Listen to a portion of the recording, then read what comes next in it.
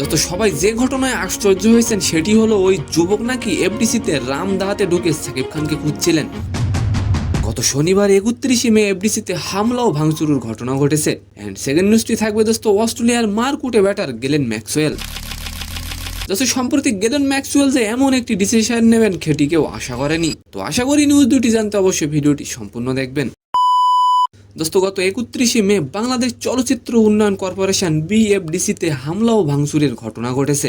এই ঘটনায় মানিক মিয়া নামের এক হামলাকারী যুবককে আটক করা হয়।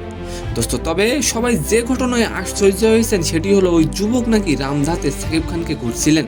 দোস্ত আপনি কি মনে করেন বর্তমানে সাকিব খানের বডিগার্ড বাড়ানো উচিত? অবশ্যই কমেন্ট করে যাবেন। দোস্ত এই যুবক সাকিবকে রামদাতে খুঁজছিলেন কেন এমন প্রশ্নে তিনি বলেন সাকিবের কাছে তিনি নাকি টাকা পান। জামালপুরে গোলুই সিনেমার শুটিং এর সময় তিনি নাকি কাজ করেছিলেন। দোস্ত তবে কি কাজ, কেন টাকা পান তার কোনো উত্তর দিতে পারেননি এই যুবক। পরবর্তীতে তাকে আটক করে গ্রেপ্তার করা হয়। আর এবার আলোচনা করব গ্লেন ম্যাক্সওয়েলকে নিয়ে। সম্প্রতি মার্কুটের এই batter Glenn Maxwell one day cricket থেকে অবসর নিতে যাচ্ছেন। সোমবার 2 জুন একটি পডকাস্ট অনুষ্ঠান থেকে এই অবসরের ঘোষণা দেন তিনি। তো সম্মানিত দর্শক, আজকের ভিডিওটি কেমন লাগলো অবশ্যই কমেন্ট বক্সে জানাবেন। আর ভিডিওটি যদি ভালো লাগে অবশ্যই একটি লাইক দিয়ে আমাদের চ্যানেলটিকে সাবস্ক্রাইব করে দিবেন। ধন্যবাদ।